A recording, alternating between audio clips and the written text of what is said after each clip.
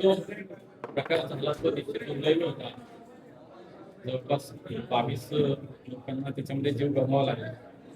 त्यानंतर ताबडतोब माननीय गृहमंत्री राज्याचे मुख्यमंत्री देवेंद्रजी त्याची दखल घेतली आणि पोलीस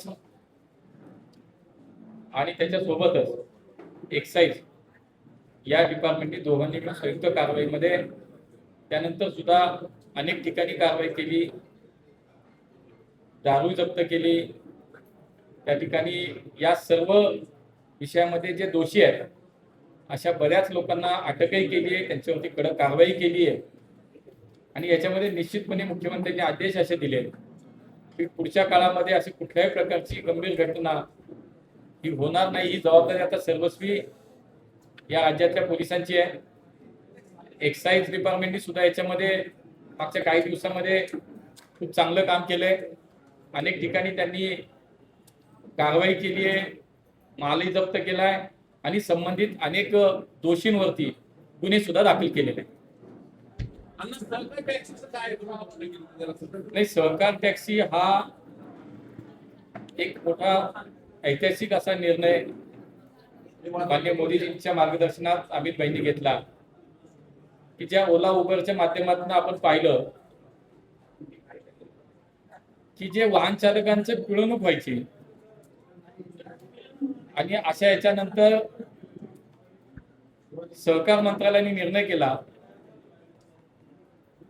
की आपण या क्षेत्रामध्ये उतरलं पाहिजे. आज लाखो युवक याच्यामध्ये काम करतायत आणि म्हणून सहकार टॅक्सीच्या माध्यमातून या ठिकाणी एक संकल्पना पुढे आली. आज दिल्लीमध्ये मोठ्या प्रमाणावरती 2 लाखाच्या वरती नोंदणी त्याची झाली.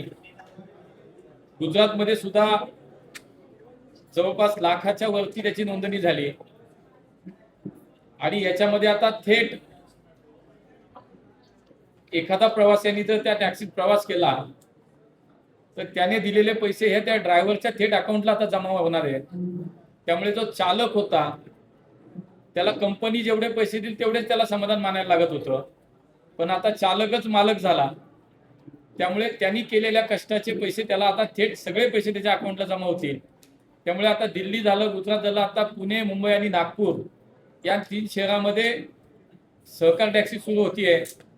मागच्या आठवड्यात राज्याचे मुख्यमंत्री देवेंद्र फडणवीस यांनी त्याची एक बैठकही केली आहे. तेव्हा पुढच्या काळात देशातल्या मोठ्या शहरांमध्ये भारत टॅक्सीचा विस्तार करण्याचा आमचा मानस आहे. ऍपच आहे. त्या माध्यमातून पूर्णपणे एक या देशातील जी वाहन चालक त्यांना स्वयंभू करणं, त्यांना आत्मनिर्भर करण्यासाठीचा हा एक प्रयोग आहे. त्यामुळे मोठ्या प्रमाणावरती नोंदणी होतीये प्रत्येक शहरामध्ये. आणि मला असं वाटतं की हा खरंच खूप स्तुत्य उपक्रम होईल की त्या माणसांनी केलेल्या कष्टाचं चीज आहे, त्याला त्याचे 100% पैसे आता त्याला मिळणार आहेत. त्यामुळे कुठली कंपनी आता मधी नाही, त्यांचं त्याला काही टक्केवारी नाही, पर्सेंटेज मध्ये कुठेही त्याला पैसे नाहीत. त्यांनी केलेल्या कामाचे 100% पैसे त्याला आता मिळणार.